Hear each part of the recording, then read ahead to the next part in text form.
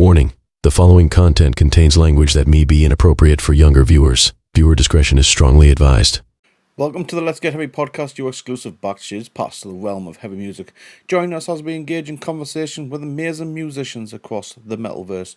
I'm your host Stevie, and we are getting heavy with Hedra. If you are enjoying the content, please consider liking, subscribing, and if you're feeling extra generous, please leave a comment. It's completely free to do, and it helps us out greatly. Enjoy the interview.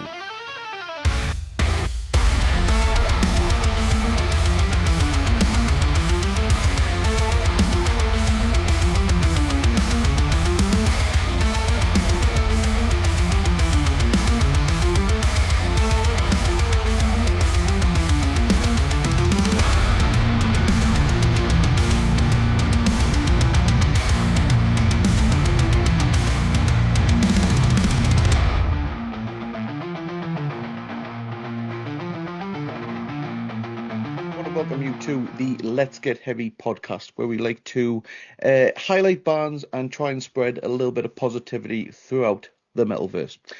My name is Stevie, and welcome to the podcast, Hedra. Am I saying the name correctly? Hedra? That is correct. Thank you very much, Stevie. Thank you. I mean, I normally butcher people's names, so I apologise. So, to start, could you introduce yourselves and tell us a bit about Hedra for anyone who might be discovering the band for the first time? Well, Hedra was created by Camille, so I'll let him tell you a little bit about it because he started it off in 2014. Yes, Wow. yes. So, hello, my name is Kamil. I'm a guitarist for a Hedra band. Literally, Hedra started in my bedroom a couple years before the 2014. That was just like a studio project. Since when I moved into Norwich, I decided to just make that as a band. I found a gym. I have the previous drummer, Jacob. He used to live with me in Cambridge. We moved together. I mean, not together. We moved in the same time to Norwich. We started the band. There's a funny story with that because we advertised that we were looking for a vocalist. We advertised that on one of the platforms. And literally, Jim just response as soon he saw the advert. Unfortunately, me couldn't see the answer message from him, and for like 4 weeks, literally, he was like trying to bang to my door like online and get a response. So yeah, that was not ignoring you, mate. Yeah, it was. So I wish you had now. so yeah, beginning Norwich like a proper band, 5 pieces band, beginning Norwich 2014, and yeah, that was the beginning. Yeah, we had a few sort of changes of members over the years due to sort of commitment issues and things, but we've done 4 EPs, I would say, like they're nearly albums, but not quite albums. So they like, range from like 5 songs to a few 5 or 6 songs per EP, and we're always recording. We're just waiting to do like the next thing with it, and we love playing up and down the country. And our mission has basically always been to kind of go to the lesser known areas and play music, I suppose, and Respect to yous. keep it sort of a real underground feel and just show people what we're about and generate that kind of interest that way from the bottom up, is what I would say. Not, a lot of bands I feel just aim high, and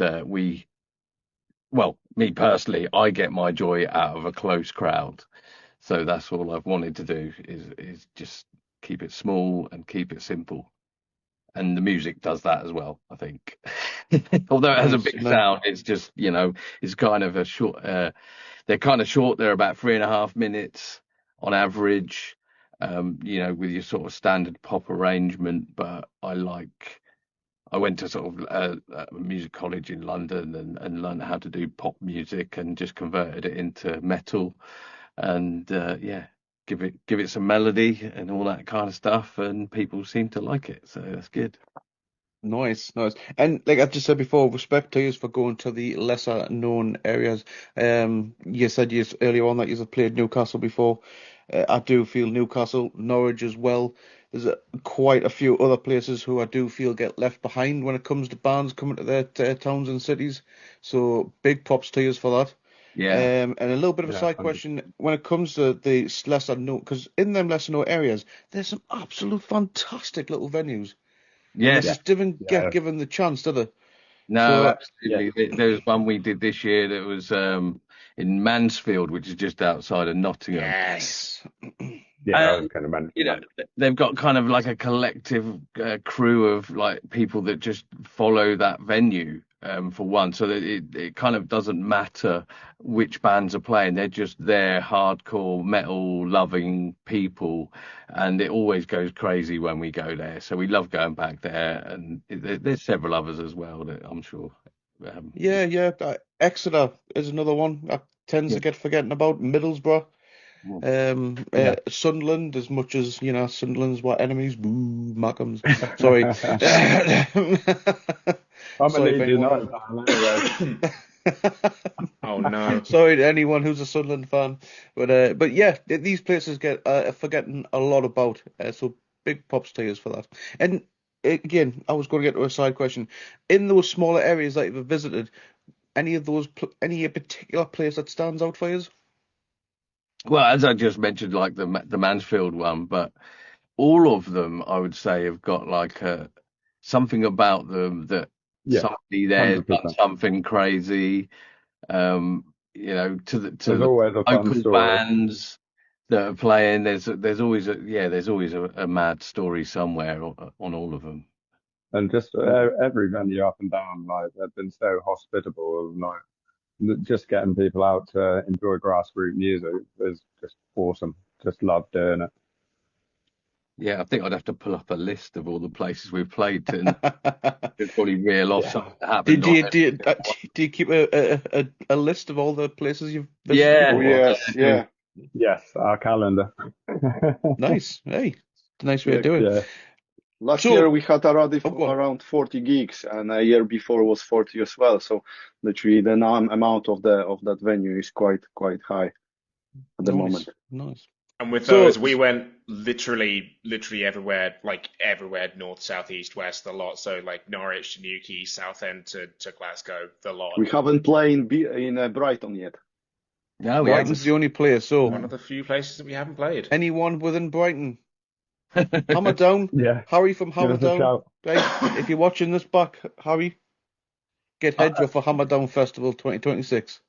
I think we did apply for that one actually, but yeah, we're probably not heavy enough. I don't know. That maybe Come on she up. might be too heavy. That's the problem. Yeah, Because it's but then again it's a very mixed, diverse lineup. Do you know what I mean? You get it. You don't just get full on metal. Do you know what I No. mean? You get a bit of light rock, prog rock, and stuff like that as well. Do you know what I mean? So you get a bit of a mix. So in that case, we'd be perfect because that you've just Yeah. described all of our elements of our music there. So Oh, there you go then. Perfect. And you too, Harry. we saw him Get on this it. year, actually. We went down to the Moshville Awards. Whereabouts is that? I can't remember. It was Reading. That's Reading. Reading. We went down Reading. there just as kind of like people Hang wanted out, something to do, yeah. just to hang out. And yeah, we met him there and said hello, didn't we? And a few other promoters there as well. We said hello And to. there was another Norwich band down there as well, so we were going down to show support. Yeah. Oh, nice one. Hey, yeah, loving the vibe from you guys, man. Absolutely loving the vibe. So, roles within the band, though. So, who's doing what when on stage? On stage, so myself, I'm the bassist, and I do backing vocals and help in. Like, I do a little bit of rah-rah, a little bit of singing, but yeah, Tim's the main vocalist, but we do like a bit of rah-rah, don't we, Jim?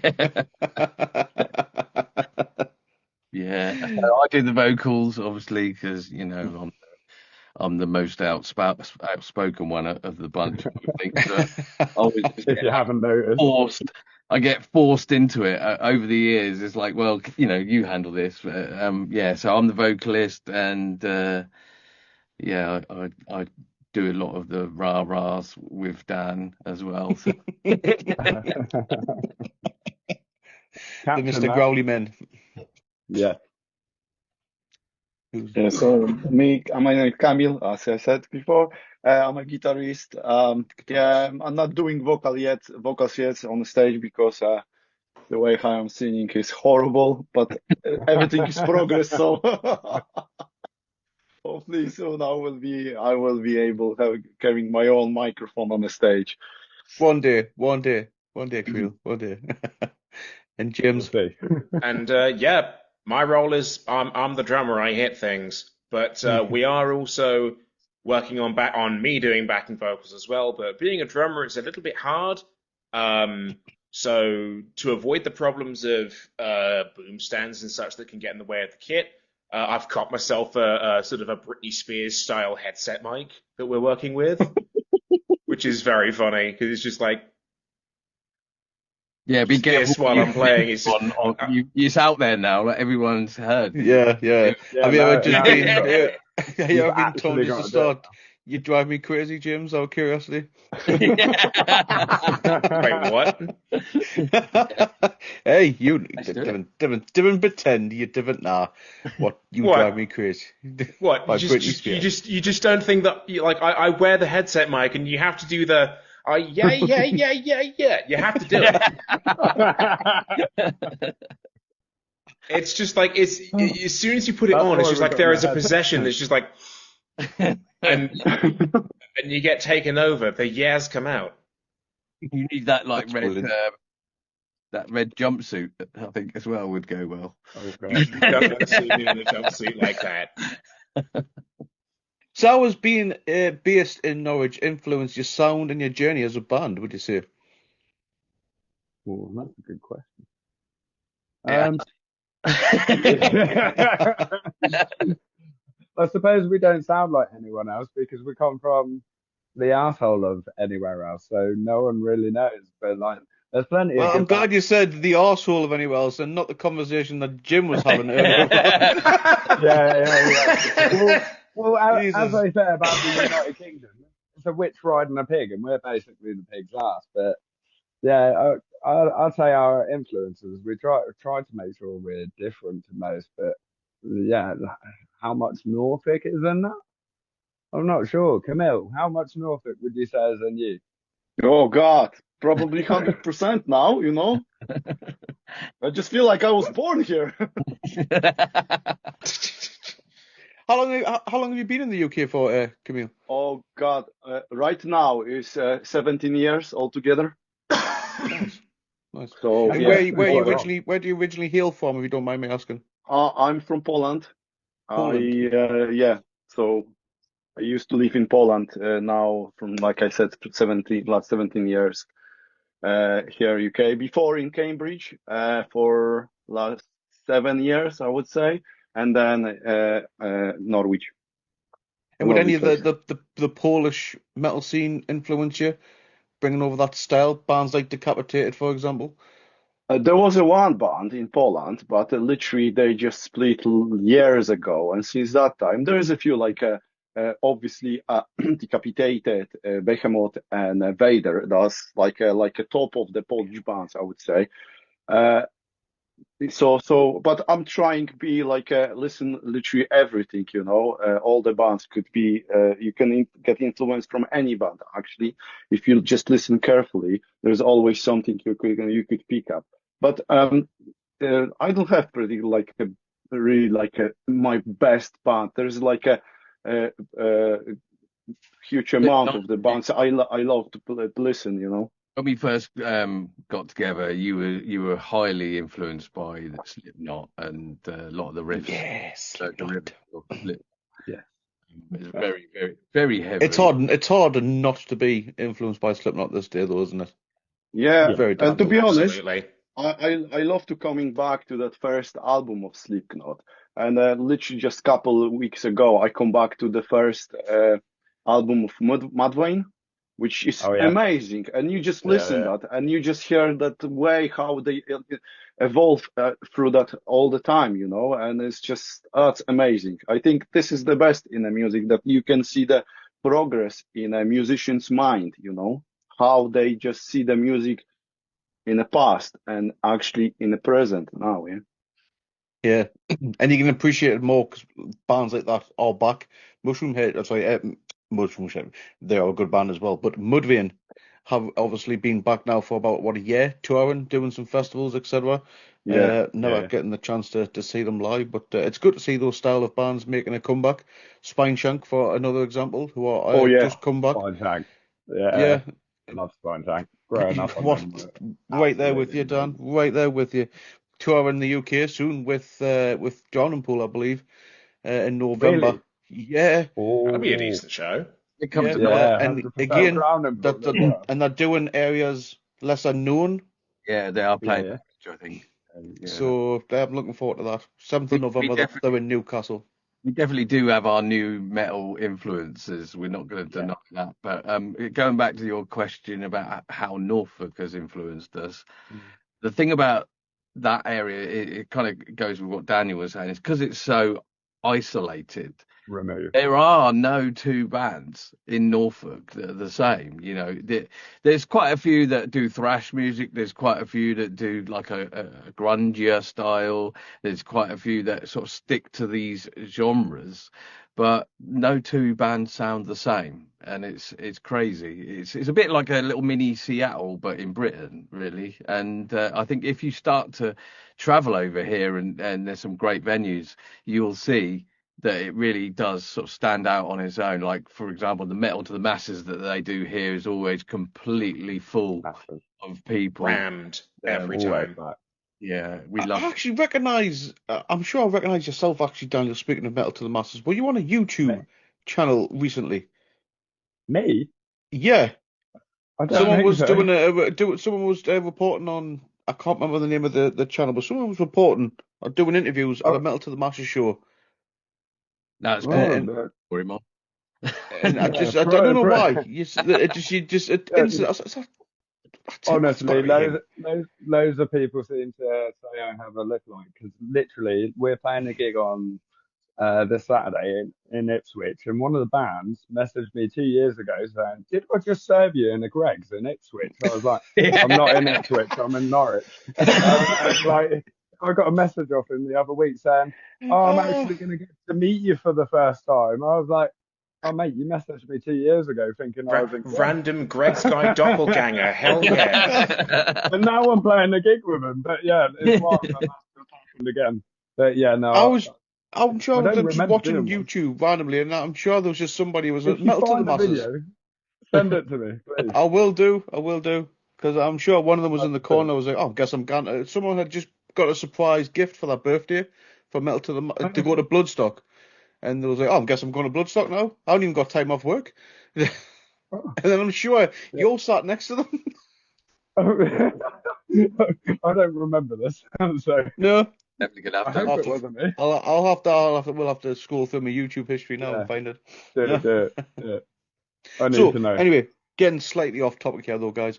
Who would you say Do are that. the key influences to Hedra? I'll shut my mouth because I could just go on. Yeah. Yeah, there's a long list, but we'll let Camille pick it up. Well, why me? Because like you're the one that formed the band, mate. Everything started with you. Like you're like the main inspiration. Like that's why you. Um, I mean, You're the brainchild, mate. This is your brainchild. Yeah, I was li- gonna say I'm like the newest member. Like I joined like 2.5 years ago, but come on. so I can tell you how I just write the music because literally like most of the time it's just coming from nowhere and there is no influence. And then it's literally just that kind of spark when you can actually just compare that to some of the bands. So then I was trying to create something similar vibe, but literally, even if it's like done, and I just hand over that to Jim, he's literally just cutting on a part, saying like, ah, that's not supposed to be here. That's too long. That's too short. Let's do it. And I think the most important is Jim influence in our music because he's literally doing the things when I never had that in the previous bands. Literally, he just bringing that vibes from 80s and 90s to our music, which is literally slightly in low profile, I would say. You can't say that. Some people saying like, "Oh, I heard that, before, but I can't say where was it." And it's like, yeah, that's Yeah, the so thing. I pick all my influences out of other bands' bits that aren't their choruses or their verses, out of the bridge bits, perhaps of an Iron Maiden vocal or um, something out of Black Sabbath. Like I'll hear a melody that Ozzy's done and think, oh, I could do something similar to that, or even chop it half and half, so it's half Ozzy and it's half Pantera or something like that, and then just kind of bolt it together. But yeah, you can already hear some of my influences, but I like the prog metal scene. I like Dream Theater. I like Devin Townsend. I like Devin Tesseract. Townsend is an absolute god when it comes to the Yeah, metal scene, and an overall just a sweetheart. Yes, Overall, yeah. do you know what I mean? And in musical taste, Jim and I get on very well in that sort of sense because Mm. we share a lot of musical tastes. I'll go as far as like early Marillion stuff as well, Mm, right into the Genesis side of things.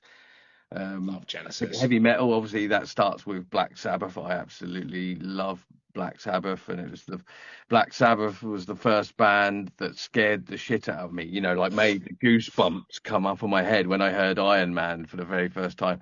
And a lot of people think, well, that's just a bit, because when I was young, they didn't really have much on TV in terms of heavy metal. They didn't really have much on the radio in terms of heavy metal, apart from like Tommy Vance, Friday Rock Show, and all that sort of stuff on Radio One. And I'd never heard of Black Sabbath before, and it just came on. I was just flicking through the radio channels, and that was on, and I was just blown away by Black Sabbath, and the whole kind of stoner rock vibe thing was a massive thing for me a number of years as well. So I got into like bands like Corrosion of Conformity, um, right the way down to bands like Iron Monkey, who are no longer with us. But yeah, so it's so broad. My taste in music is so broad. It can, 1 minute it could be Linkin Park, the next minute it could be God knows what. So I think it's important to absorb as much of it as possible, but try not to grab it and take it as your own, Yeah, if that makes sense. yeah. What Point, about man. yourself, Dan? Have you got anyone who maybe specifically influences your bass playing? Yeah, so one of my main ones is Muse, oddly enough, which is not even metal related, but like I've loved Muse for ages, and I love Chris Wolfenstein and the way he just plays like rhythm. So it really like he's got quite a groove to the way he plays, and Lamb of God are another one. Like I just absolutely love the underlying groove within Lamb of God. Yeah. Some of my vocals come from like Enter Shikari because like I just absolutely love Enter Shikari as well.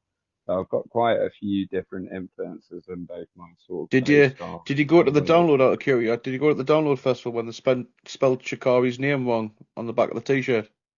No. No, it was 2009.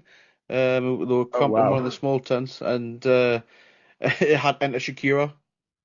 Oh my God. Actually, no, I remember hearing about that. Yeah. Yeah, I saw like people the got them and they become like a prized possession as well. the vocalist like addressed it on stage. He said, "So on the back of their t-shirts it says Enter Shakira. Although we would like to enter Shakira, that is not our name." That's funny. But yeah, they're such nice lads as well.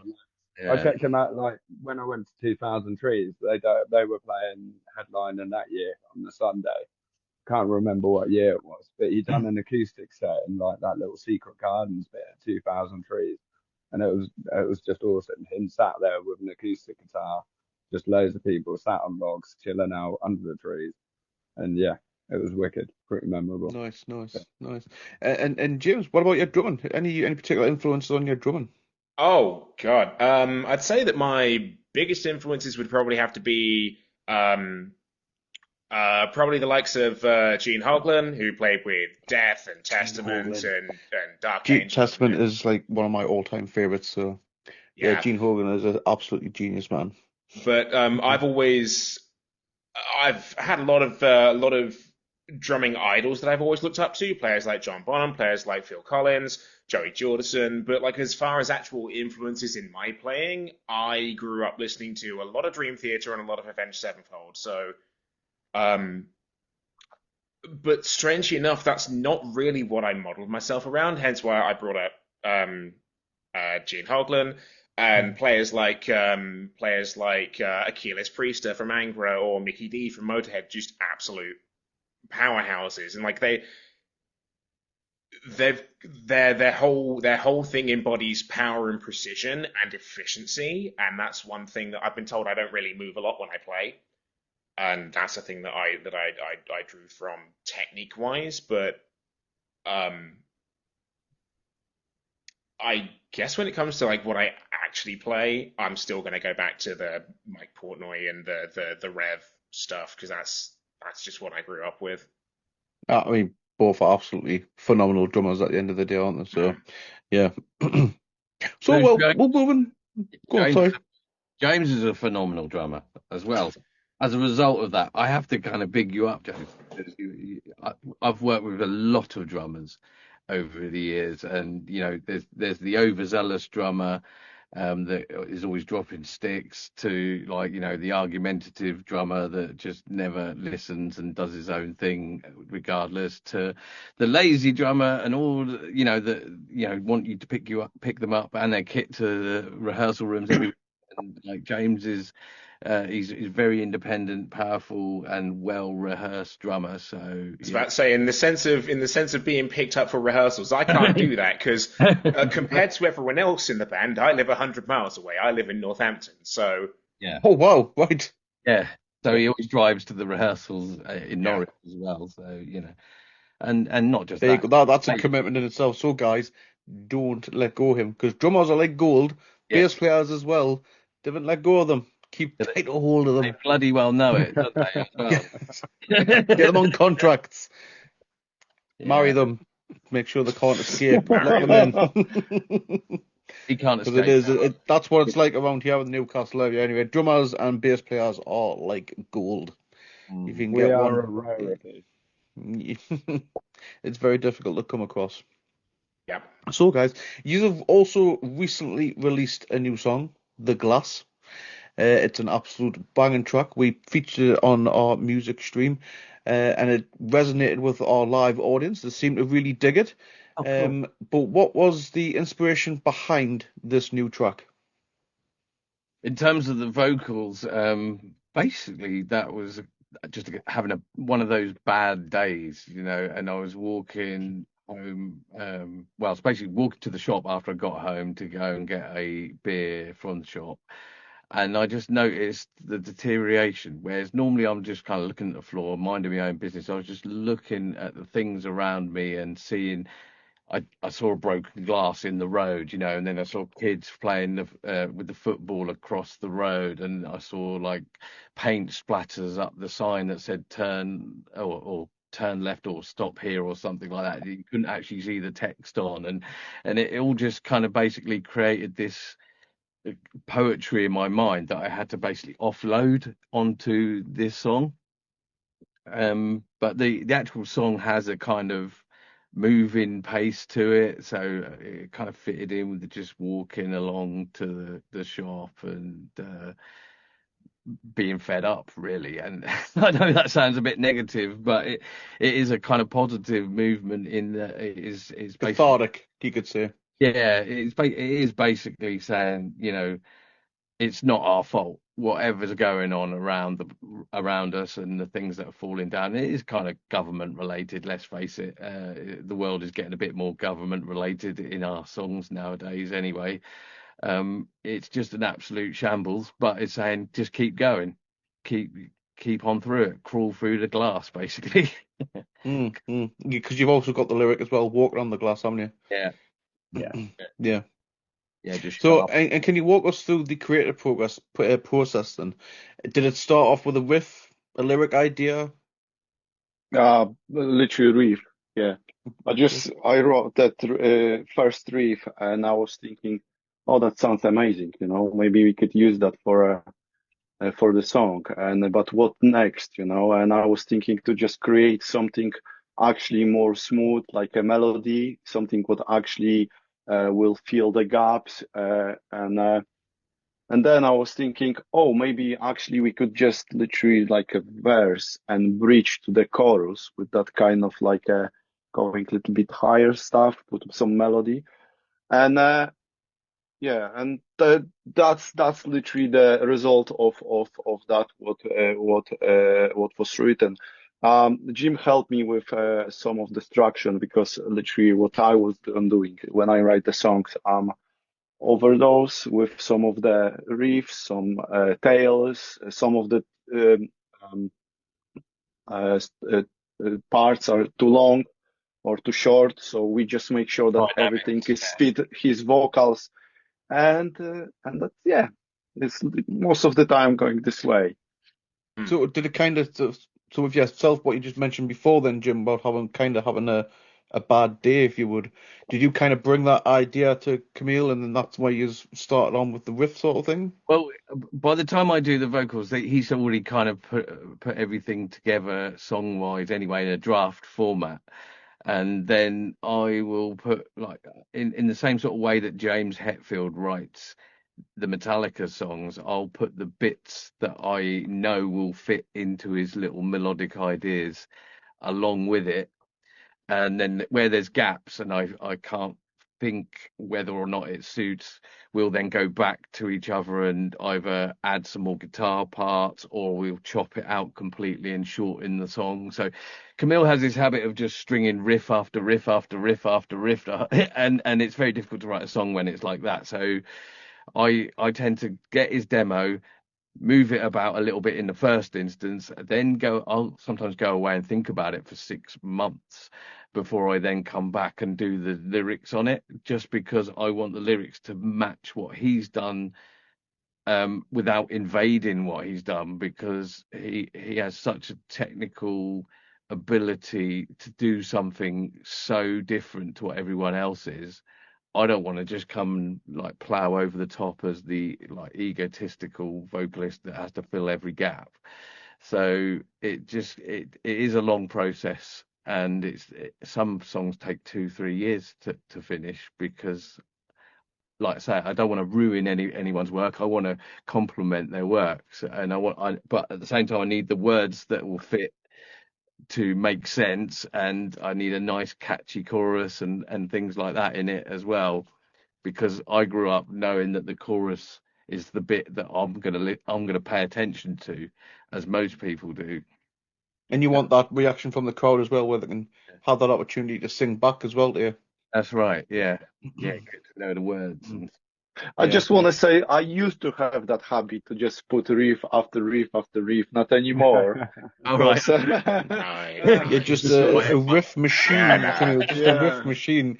I love it. I don't think it's definitely not a detriment or a demerit to how you write songs, Camille, but it has been for the past couple of years. It's been the biggest, like, not the biggest part of the process, but it's always been the most dramatic part of the process, is taking the larger idea of the song and cutting about a third of it off and saving it for later. Because those riffs, if there's an entirely unique riff that just gets cut out, we save that for later.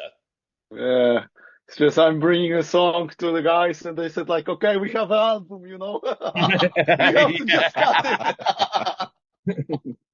It's very much like I always remember reading a thing on an interview that I think it was Kerry King from Slayer, when they were writing Rain in Blood, they always thought like, what can we do to respect the listener's time?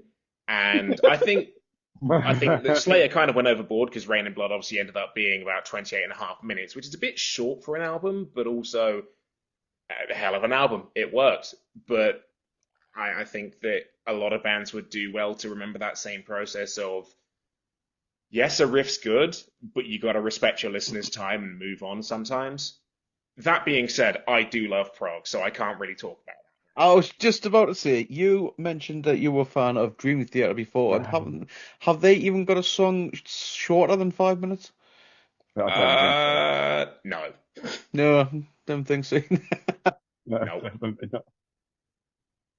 I didn't think so. And that is something we will branch out to at some point as well, is making our Ooh. songs longer. It's just, it's my feeling is we need to conquer the shorter song first, and then Yeah. out once that's done. Yeah. That makes sense. Yeah. There's like a prog, I can say a prog tech death metal band, Erebor from Newcastle, good friends of ours. They've got a new album coming out very soon, and it's 30 odd minutes long, but with 3 songs. Mm. Yeah. How it should be. Yeah. Join You that know what I mean? band. So, It's so 10 minutes long, yeah. Yeah, that's about right. I can't wait for their album. It'll be double disc. It'll be like an hour and 20 minutes. can you imagine? Yeah. Any other thoughts that the guys might have missed or done? Anything that you want to add to the glass? So, yeah, obviously, when I put my bass to it, like, especially with the glass, when Camille showed me the riff, I was just like, what on earth do you want me to play? I was just like, this is insane. But it took me a little while to get round my head round what Camille was up to. But once I did, and like I dropped into the groove and like added like some minor flourishes and just my general style and rhythm, yeah, it created a song that I was skeptical of at first because you always are when you're building songs. You don't know what the finished product is going to sound like. But yeah, I was like on the fence. But then after it was released and after all the mixing and everyone's put their bits on top of it and it all comes together, it was just like, oh my God, what have we got here? Like, Yeah. this is actually a really good song. Yeah. And then on top of that, the music video that we did to it, like, oh, that was just wild as well, and that was pretty much just all done by ourselves. But yeah, just my parts of it. Um, yeah, putting the bass line to a little bit skeptical at the time, but afterwards, fantastic, and I can't believe like everyone's efforts on the songs like just makes it quite easy for me to do my bass bits. So I just literally listen to James's drums, listen to what Camille's playing, and then just sort of match my bass to James's drums, and then drop into the riffs with Camille, try and match it in places. But I can't match his guitaring completely because my fingers don't move that quick on the Yeah, bass. that's I one of think the things. That's why what it was matches perfectly, because James doesn't over embellish anything, and neither does Daniel. And I like to think I don't. But Camille is very highly embellished, so he stands out as that one to focus on, if you know what I mean. But everybody else is carrying Camille. I see Camille as because heavy metal, you can't have heavy metal without like a Without a really good great guitar. guitarist. yeah. And to some degree a decent vocalist as well. But I mean, like if guitars, if the guitars sound shit for me, I won't buy the album, regardless as to whether the vocalist is great or not. But I can buy, I could buy an album with a shitty vocalist on it and still love it, if that makes sense. Because the So, guitar. well, through the day, because as we spoke earlier on, I've been helping with my mum's boyfriend setting up a garden fence in her backyard today, and we've actually been listening to the majority of your discography through the day. That's been helping us put up the fence, and listening to songs like Karma and Blood, The Fear Inside, Hurricane, Jackdaw, and stuff like it's got listen to the glass. It's a very more polished and refined sound for yourselves. Hmm. You can tell you've put a lot of graft into it. Do you know what I mean? And it's come together very, very nicely. And Thank the you. song itself, even this is coming from my mother's partner, the song is very powerful, especially the lyrics when it comes to Walking on Glass, because that was the vibe that myself and John got straight away, was that these guys feel like someone's had a bit of a shitty time within this band. And Yeah. but were there any specific musical? But on that note of the on the lyric side, were there any specific musical influences or bands that you were listening to at the time that might have subtly shaped the glass? Hmm. difficult one, that. I know the bit where it's like where it says they care not what they do. It was influenced by the melodic part was influenced by a band, but I've no idea who that band was. So it could be anyone that I've heard in the past. And I thought I'm going to use that at one point. And yeah, so no, I didn't really think of any bands. I never really think of any bands when I'm doing it, apart from maybe on the chorus parts, like for example on Storm Clouds, one of my favorite songs. The chorus to that is influenced by Bruce Dickinson. Or Head Held High, the chorus on that, if you listen closely enough, you'll probably hear something a little bit Ozzy Osbourne or Black Label Society, because obviously they're quite closely similar in their style for Zakk Wylde working with Ozzy. Generally, though, no, I don't go, I'm going to make it sound like this. Yeah. It just kind of falls in. I just wasn't sure there was any specific influence as opposed of trying to make it sound like another band. Because you're always going to take your own, you're always going to be influenced, but you're also going to put your own spin on it at the end of the day. Your own stamp, if that makes sense. Yeah, no. It was literally just a bad day. That was all it was. So what do you hope listeners take away from The Glass after hearing it for the first time? So from listening to the lyrics, like we want them to sort of take a look at the way things are. We want things to be better. So it's kind of like part of our logo and our ethos, which is on the back of our hoodies and our stage shop. It's ruin everything. And the principle behind that is to make things worse, to make it better again. Because let's be honest, things are getting worse. But usually when things get worse, there's only one way they can go after, and that's better. So ruin everything, walking through the broken glass. You're basically going through the hard times to get to the other side. And we want people to sort of get to the other side with us.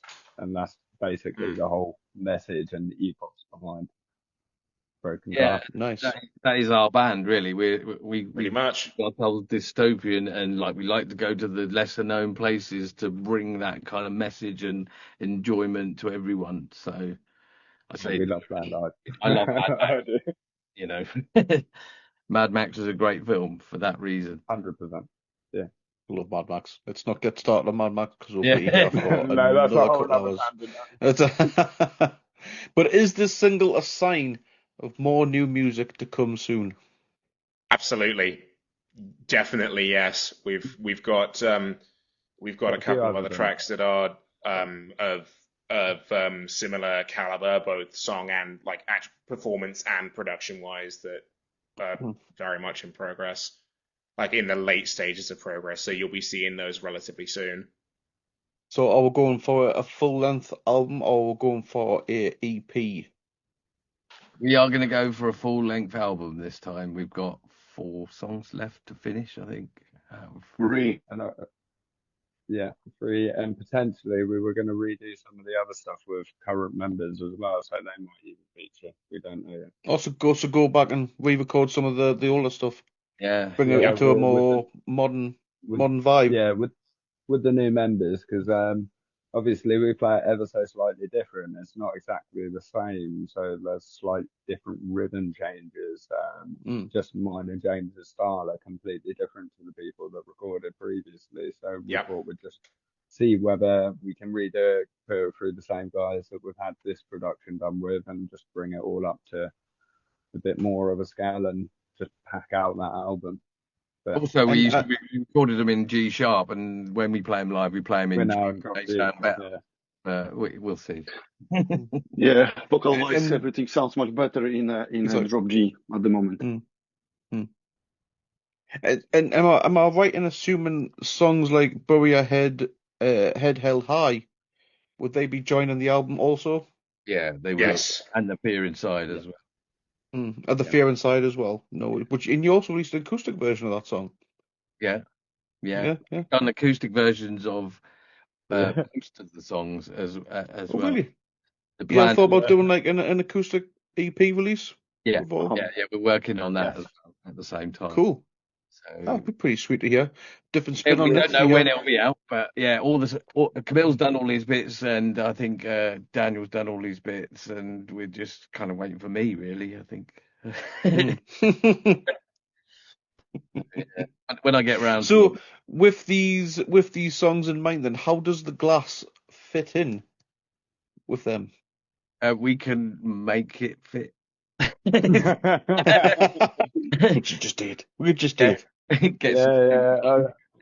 I think that's part of the real everything, and part of most of our songs as well. Most of our songs are like they're quite different, but they have that unique style. Like you kind of know it's coming from us, because there's that underlying sound. But all of our songs we try to make sound quite different and are quite different, but they do blend together. We haven't Hmm. quite worked out what order this album's going to go in, but most of the songs that have been written so far are about like life's journeys and some of your trials and tribulations. And yeah, like it does all fall into that whole ruin everything and just people that are having difficult times. And we just want to get through the other side and enjoy it with everyone else. Like it may be difficult, but we can enjoy this difficult time with people, with everyone else, and with our music. Yeah, like the next song that isn't finished yet is about bringing. You can't move forward unless you've got people moving you forward. So it's about coming together. And if you watch a Tim Burton animation 9, it's based on that as well. So there's a little bit of a spoiler for you. A little bit of an exclusive. No spoiler. It's an exclusive. But it's all about Heard it here first. Yeah. So like Yeah, man, you'll only hear it at Get Chunky. Get Chunky UK. What has been some of the challenges or existing aspects of putting together this EP or album as a band? oh, Camille is my challenge. Camille, are they implying that you are bossy? No, I'm not a No, bossy. no, far from. No, he's proper Far chill. from. Bit too chill. And sometimes obviously because he's from Poland, there is some communication kind of issues. Like I might say one thing and he'll take it as I'm saying something else, and and he'll deliver something back, and it's completely not what I've asked for at all, or requested. Sorry, asked for.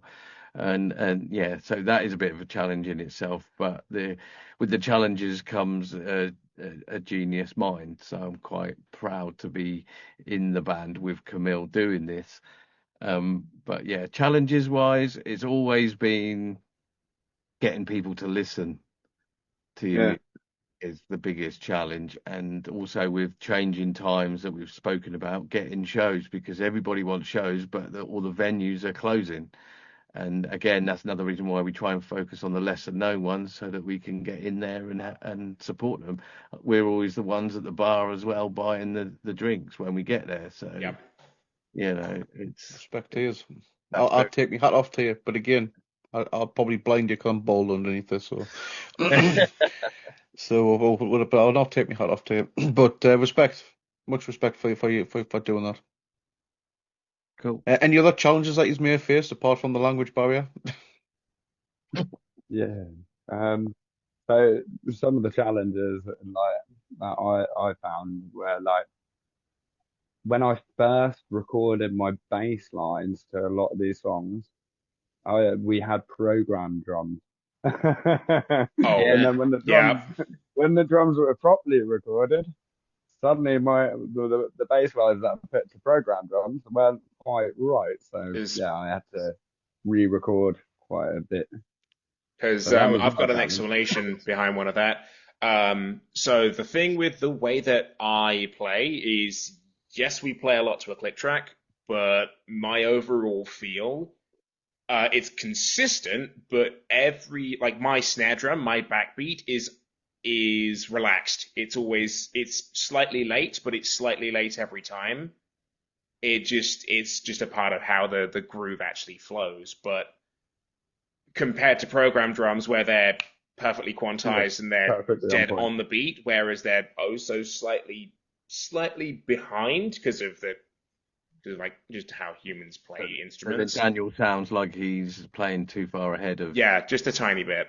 Yeah. But that's a thing of like musicians getting used to playing with each other, and then you get programmed drums that are like an idea of here's what I'm going to play, and like when you get it back, the actual feel of it is just like it's the same arrangement and the same grooves, but the feel of it is completely different because of the human aspect of it. Also, So is that from a live aspect or is that from a recording aspect? Both. Both. Yeah. Yeah. Sorry, we've Jim, got you were going to say? yeah, another challenge is finding another guitarist. We've been looking for one for a while, but can't seem to find one in this No. area, Over a year now. even North It's been a while. It's strange. If anyone's watching this back, if you are a guitar player, reach out to Hedra. You are Thanks. in for a good opportunity to join an awesome bunch of lads and create some absolutely fine tunes. And go to other bits of the UK, places you might not have seen before. Yeah, You know I've what I been mean? to a lot of places. I've Been never been great. to before. Yeah, there you go. Exactly, Tom. Exactly. There's Yeah. more to the But we world. wouldn't There's more have to the UK. we wouldn't have Yeah. done most of that without you, Dan. So give yourself some credit on that one because you do all the driving. So Yeah. This is true. I get travel. otherwise, he sick gets at the back. horribly travel well, sick. no, it's giving us a rest. Right. We used to do all of it, but it's Yeah. given us a rest for the last 2 years, so it's really nice. Yeah, Done some cool. mammoth drives, haven't we? Let's be honest. Blackpool and back in one day. If you're not behind the wheel, do you just not feel comfortable? I get travel sick massively as a passenger, like horrendously. But if I'm driving, I'm fine. So like, I'd rather do the entire drive than feel rough because Mhm. nothing worse than turning up at a venue and you basically been sick on the journey. Yeah. But if I drive, I'm absolutely fine. So you know what? Lesser of the two evils. I don't mind driving myself, so I'll just drive.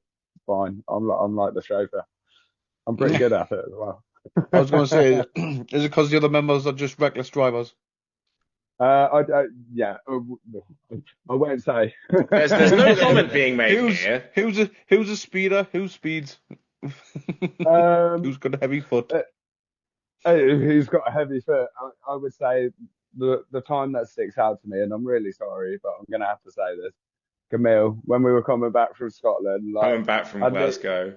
yeah, coming back from Scotland, we left at 11 and we were just like, let's go straight through. Like, we were at the end of like tour in Scotland. So we started in Newcastle, went up to Bathgate, then Edinburgh, and then Glasgow. And we were like, oh, it's only a short drive. Why not just leave straight away after like at 11 o'clock? So I drove all the way through to Northampton, which I think took us about 6-7 hours. It was about knackered 5 by o'clock in that the point. morning when we got there. Yeah. Yeah. And then I was just like, do you know what? I'm tapping out. I need to have a break. And the only way I don't get sick is if I sleep. So I was like, I'll lay on the back seats. Jim and Camille went in the front, Camille behind the driver's seat. I've seatbelted myself in, lying across the back seat. There for a whole of 5 minutes, just getting comfy, starting to drift off. The next thing I know, I'm flying into the table. The table's broken off the side of the van. Yeah, I forgot about that. And I'm just like, I thought I was going to die. And I was like, I've literally driven 7 hours, like in one go, lay down for 5 minutes, and I'm just like, my whole life flashes before my eyes. I'm just So like, there is an yeah. explanation for that. There was 2 deers Oh, yeah. on the road, and literally I just like a panic, and I just pushed the brake, and everything what was inside was just go forward, Including me. That is a sentence spoken by someone who does not live in the countryside. Yeah, most people have just ploughed into it. But, yeah. Were you not even before that deer happened though, Camille? Were you not just tempted when Dan was just nice, snug, No. looking so comfy, and then just everyone just starts screaming in unison? I was completely understand that, because like literally, someone accused me like a couple months ago that I have narcolepsy because I sleep everywhere. Oh yeah, Fun is literally the best example of that. Like I literally just passed out like that. No, have you fallen asleep on stage though? No, just in a car, halfway through a song, and that's debatable. Wow. Some juice coming out, yeah. Yeah, Yeah. Guess we might be finding some more members after we played this. this Grimfest show once, and somebody put a video clip of it, and there was a section where Camille just forgot, either his in-ears were telling him that he's playing, or he forgot to play, and I'm not sure whether he had a narcoleptic moment there or not. But yeah, that was quite funny because there was just like about 20 seconds where nothing was happening at all. Where, no. So that was quite amusing. But I had a friend at work, right, and he could he slept with his eyes open, Oh and God. it was freaky. We were both on night shift, we were both in the break room. I was reading my book, and all I could hear was snoring from across. What's that? There he is. His name was called Jammer. Eyes wide So, oh, open. Jammer, Jammer, wake up! What? Do you sleep with your eyes open? He was like, no, you were snoring with your eyes open. wow. Yeah, Wow. It I've was got proper that as well. freaky. I could Yeah. do that. Because he was partially looking at us as well, and it was so incredibly freaky. But Yeah. yeah, he slept with his eyes open. That's Have we mad. tried Like that me. yet? Have we tried that yet, Camille? I mean, like, yeah, I open my eyes are open during the night, unfortunately, and the snoring is literally that thing what give an impression that I'm still alive, you know, because I looks like a dead. That's nice. That's cool. Anyway, guys, we're getting off topic. Um, what's the name of this album going to be if we are allowed it? Ruin everything. Ruin Ever. That's going to be the name of the album. Cool. Yeah. So we've already started the branding off early, so we thought we'd get the branding going. But yeah, ruin You've done it the everything. wrong way The whole- round. Yeah, Mm. So yeah. we've ruined Essentially. everything on purpose, you see? Thematic. Yes. I like it. So Have we we've got got. a rough date of a Oh, potential release? no. No, I'll not Did leave yet. that have. to you, Jim. We did have a rough date, and it was December last year. But basically, I think the general feeling was we don't need to rush this. We'll just get it out when we get it out. But in the Yeah. meantime, we'll just release all of the songs as singles, and hopefully put some videos to them as well. So in today's world, we don't know really how important an album is. So we've just done it as singles. And then if people want the album, it'll be when the last single gets released or when I decide to finish those last three songs, basically. But yeah, it started off in December. Then we all kind of had a little bit of a gather and said, look, we just don't need to rush these things. We're doing great as we are on our own. Let's not kind of keep to any deadline or schedule with things. We'll just chill out for a bit, you know. Whereas Fair normally, enough. like, I need this by next week. I need this, and people get stressed out, and it's all horrible, and you know, people start to hate me and leave and all that kind of thing. So I've just changed the mold a little bit, and it's kind of as and when really, which is not good for the person who might be looking forward to hearing the album because they've been waiting for quite a while. But Yeah, me. I want to listen to the yeah, album. yeah. But from my point of view, it's like, well, you know, let's No, just. I hear you, mate. I hear you. Doesn't it? Being from a content creator side, doing the podcast, the Twitch streams and stuff like that, setting dates and trying to meet those targets can be quite stressful, especially when you've got your own personal lives, your work lives on top of that as well. Yes. Do you know what I mean? So yeah, I totally understand where you're coming from, Jim. On the downside of that is like you get a little bit lazy with it and think, oh, should I do the recording today? Oh no, I won't bother.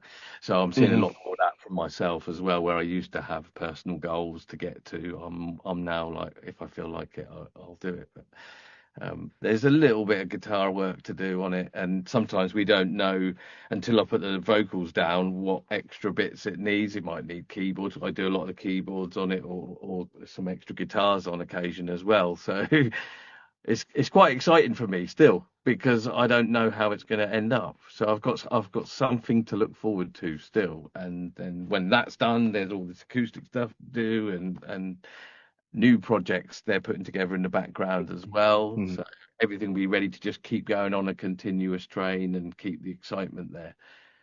Cool. Yeah. No problem. What about the next song then? Can we expect a rough, when can we expect the next song at least? I started it last 2 weeks ago, I think, because we had a gig.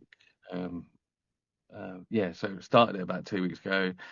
I was going to finish it on Saturday, but we've now got a gig in Ipswich, so I'll try and get it done and finished either Next week. Sunday coming or the week after. Cool. We're also trying to get a fucking studio built as well, so there's lots going on. So yeah, If you can build your own studio, that's a massive win for you. it is. Yeah, Mm. yeah. So looking ahead for the rest of 2025, as we are pretty much, well, we're over halfway now into the Yep. year. What's the rest of 2025 looking like for Hedra? Good. So I mean, we've got a few more gigs. we've got quite a few more gigs. Some of them we've put on ourselves, as in hired the venues and doing all the promotion ourselves. And yeah, some of them we've been invited to as well on the back of it, and it's always quite busy, so it's looking pretty good still for the rest of it. Excellent. Pleased Yeah. to hear it. So, Yeah, guys, so well, some of the, sorry, go on, Dan. yeah, I was just going to mention some of the places we're playing. So the Yeah, next shoot, go, Saturday please, go for one it. is the Music Room Ipswich Saturday, and that starts at 6 p.m. That's this Saturday coming. And then we've got Nearfest, which I think is it the 29th of August, Friday? Yeah, It's one of them. But yeah, that will be at Queen's Hall in Nuneaton. So, and that's Friday evening from about 6 o'clock as well. So Sweet. Yep. Looking forward to it. Cool. Thank you very much, guys. Well, this part of the interview is like the quick fire, it's a bit of a laugh, humorous type style of stuff. Some of them are community based questions as well. But being from Newcastle, and Dan, you mentioned Greg earlier on, we ask all our interviewees, sorry, what are your Greg's orders? oh, I'll go first. So I love a mocha with a ploughman's oval bite. I love a ploughman's oval bite, which is like, you know what ploughman's, yeah, ploughman sandwich. Oh, so good. Cheese, pickle, like it's just the perfect kind of refreshing with a bit of bread, and it can never hurt to have a pizza slice. Nice. Anybody else? Me, I'm quite partial to one of their newer additions to their menu. They've recently started doing fish finger sandwiches, but they're the proper battered fish finger, like as opposed to being breaded. They're just really good. Have them with Cannot beat a mayo or classic mustard, fish and finger sandwich. they're top notch I and don't cheap. know fish. I like a steak, Ooh, Oh, classic. can't beat that. Classic one. but not a cold one. I like mine so like Oh the yeah, that's the big but- caveat with Greg's. yeah. Is if it's cold, it's immediately nah. Yeah, and Nah, if you're pulling in at 11 o'clock at night after a gig, it's gonna be cold, mate. Yeah, yeah, nine times they out don't of have them 10. around here at 11 o'clock at night. That's the sad thing. No, they don't. I was thinking of more of like if you're at services. Oh, and yeah. you've got with like the McDonald's. self-service. God Mm. no. And what about yourself, Camille? Be honest. He'll eat anything is what he's trying to say. Yeah, literally, yeah. So I say, don't go Put it losing out us in that front Greg of us. sponsor. Give it to him and eat it. Yeah, basically. Been on the If it's floor. got chicken in it. Chicken. God, it's definitely Yeah. on. That's how you get Anything Camille. chicken related. Chicken. So Even with one leg. what's the one band habit that absolutely drives each of you crazy, but you tolerate because, well, band life? Who's going first? You go on.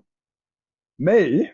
Yeah. Well, I have to admit, one pet hate come up this weekend.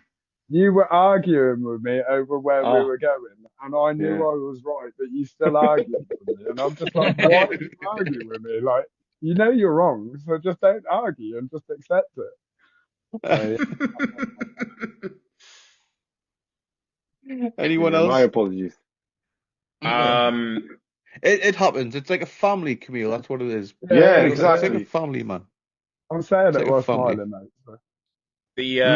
I think my biggest pet peeve would be the industrial quantities of supermarket chicken that Camille goes through, and just the boxes get left in the van. I feel harsh we're picking on Camille here. Yeah. Genius. Yeah, it's just a chicken, you know. It's Oh, like it's it's yeah. tolerable, but it's funny. Oh, the eggs in the van, no, that's just like a Oh God, no. no, no eggs. Eggs are vetoed always.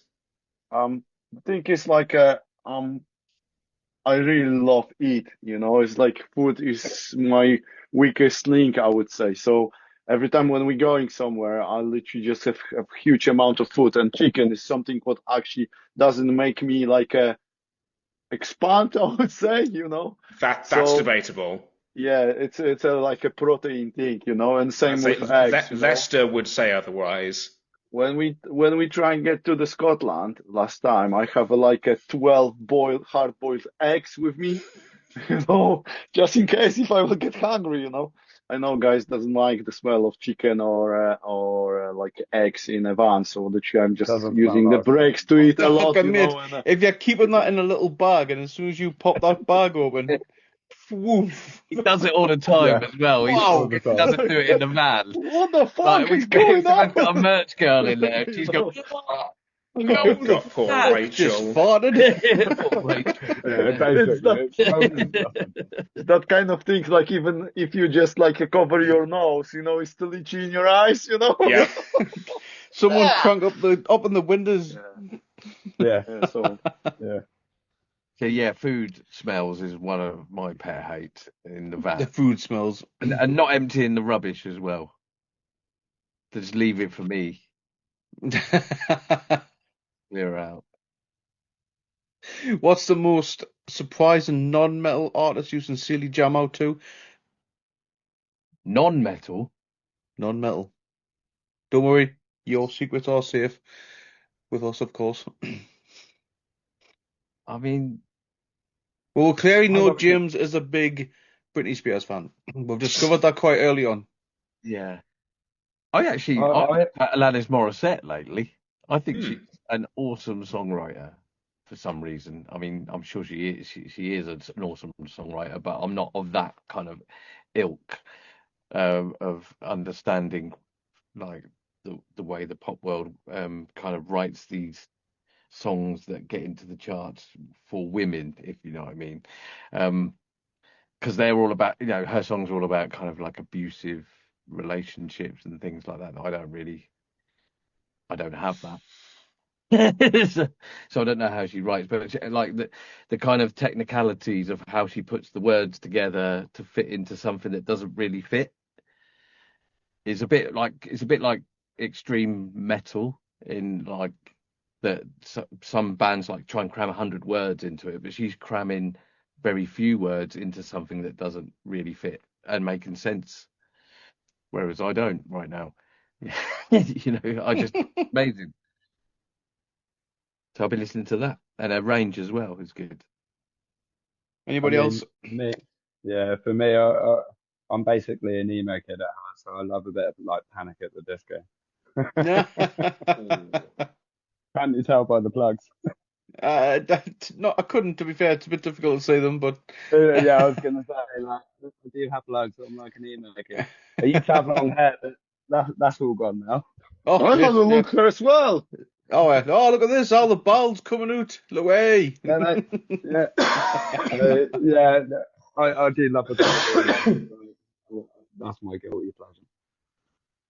At this precise moment, I don't know about you two guys, but sitting through this entire interview, I've been extremely jealous of James.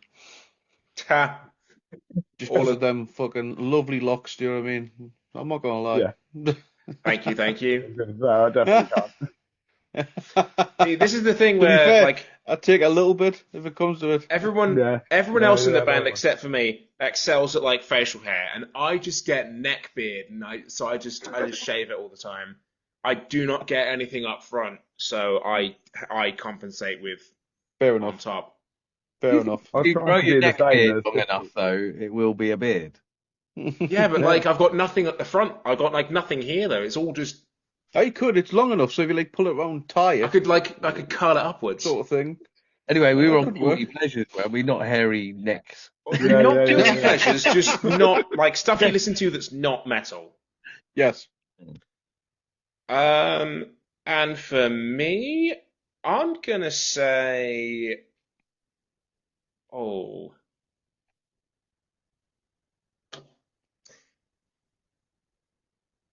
I'm gonna say Fleetwood Mac. Nice. Nice. And Just, What, Tango in the Night or earlier than that? but just anything really. I like early Fleetwood Mac. I like Rumors. I like, Yeah, Room's good. I mean, Rumors is one of the best albums ever. But like, that's, I'd say that if we weren't arguing about this sort of thing, it would be pretty much non-debatable. It's like it's status, but mm, yeah, no, just and can't forget the dance being like just a fantastic live album as well. It's all just really good. But yeah, yeah, I'm sticking with Fleetwood Mac. cool. And what about yourself, Camille? Oh, so I love Depeche Mode. The Oh, old Depeche Mode black and white videos. God, this is literally something what I love. I I like pop from 80s and 90s, same which here. actually have like a, I think, foundation for a good metal songs.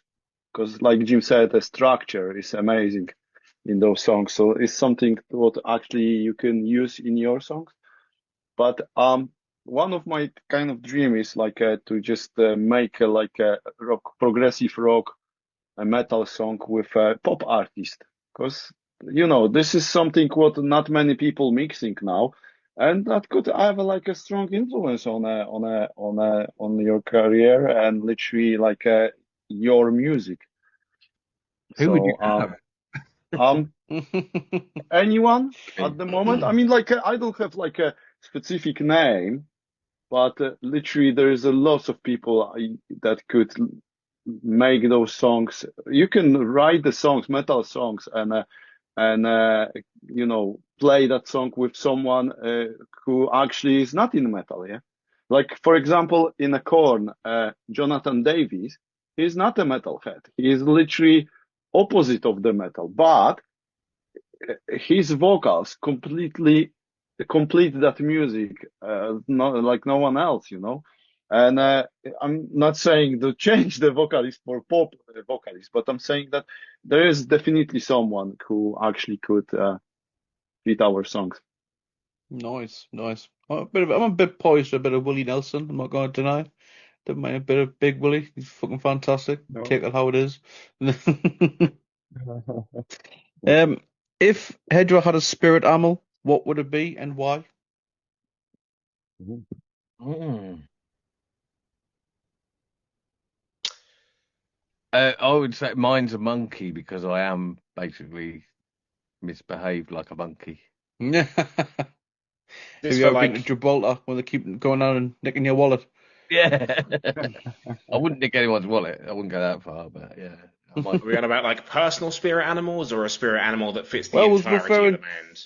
to the band, but Oh right, you can go okay. personal. You can go personal as well. I don't mind. I don't think that's going to happen, is it? I don't know. Not I if would I. say, I would say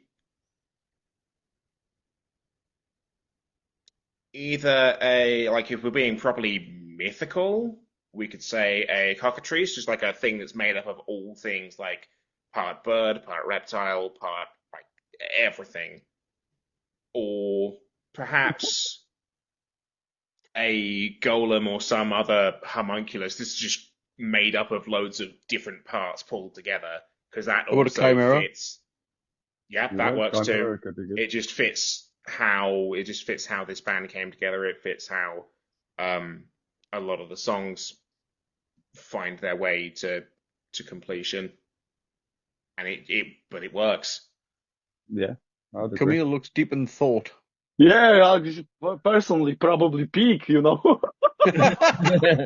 Personally, Yeah, But that's a yeah, band. I have no clue, to be honest. Like, yeah. to go with the amount of food you He eat. just, I could just listening to Jim and James. He just looks proper deep in thought. And I thought he's going to have a really good answer. Pig. Pig. Yeah, Hilarious. he blows you away with like that complex thought process. It's amazing. That's absolutely brilliant. And Daniel, have you got any thoughts on that? So yeah, I'd agree with James for the band and like just the combination of things. And for myself, like, what's my spirit animal? Oh, I I, I really don't know. I'd like to say a badger. Oh, I never did my personal one for me. Yeah, What's your personal one? Well, go for your personal. What's your personal? I'd say a bear of some sort. yeah, Bear, bear. bear. Cocaine bear. yeah. He's got a bear of some sort.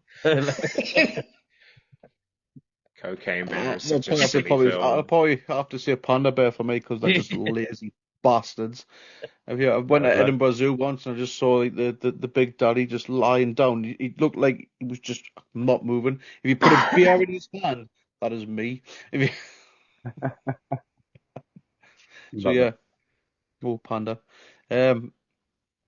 Where am I? Lost me where I am. Which member of Hedra would survive the longest in a zombie apocalypse? I reckon me. Who would be Yeah. the first? Yeah, Who would be the Dan. first to go? I think Who's it'd be going? Camille because he'd just eat them as they come. Yeah, I reckon. I hate to say this, but I reckon the first to go would be tight between Camille and James. Yeah, I'd agree with that. I'm always friendly, you know. That's why probably. Hey, how's it Friendly. going? Yeah, I think you're trying to make friends with one of them, and it'll go horribly wrong. He's just a weird dude. He's probably had too much to drink, and next thing you know, it bite. Yeah, no, that's just like, sorry, Camille, you're on your own, fam. And Everyone for themselves on that situation. here's the last one. Describe Hedra's music in 3 emojis.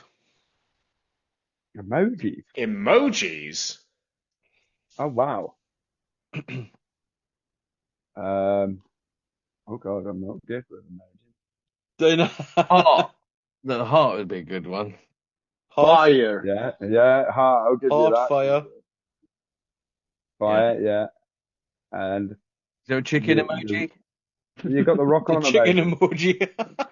Well, can we have the question mark, like, huh? Yeah. Heart, fire, and thinking. Yeah. Yes. Yeah. Thought provoking. Yeah. That's absolutely brilliant. Thank you very much, guys. Before we do end it for tonight, is there anything that you wish to plug? Obviously, This is share all website the links. Hedra. Yeah, so www.hedra.uk. And then we've got our Facebook page. Get over to Spotify. We'd love to have you as one of our daily and monthly listeners. We've also got a TikTok as well. So all the social media Hedra.uk. platforms. Instagram as well, if you want to do that one for me as well, Camille. If you like us, join our mailing list is the most Yes. important thing, which is mailing list at hedra.uk. Because And also, we should probably shout out our next gig, which is the one in Ipswich, I think. we did that. Yeah, music room on this Saturday. Yeah. Excellent. And of course, Yeah. all links will be in the description of the video, Spotify, and wherever you can get your hands on a podcast, of course. And finally, I will leave you with our Get Heavy Creed, which is the rules of the pit, or the rules for life. When someone falls, we pick them up. Look them up. Yeah. Thank you very much, guys. Fantastic, Eva. Thank you very Thanks for much for having us. having us.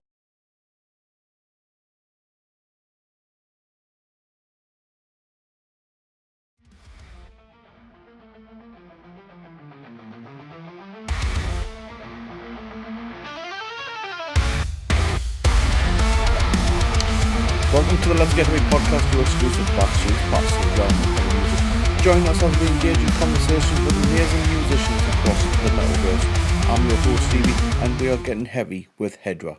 If you are enjoying the content, please consider liking, subscribing, and if you're feeling extra generous, please leave a comment. It's completely free to do, and it helps us out greatly. Enjoy the interview.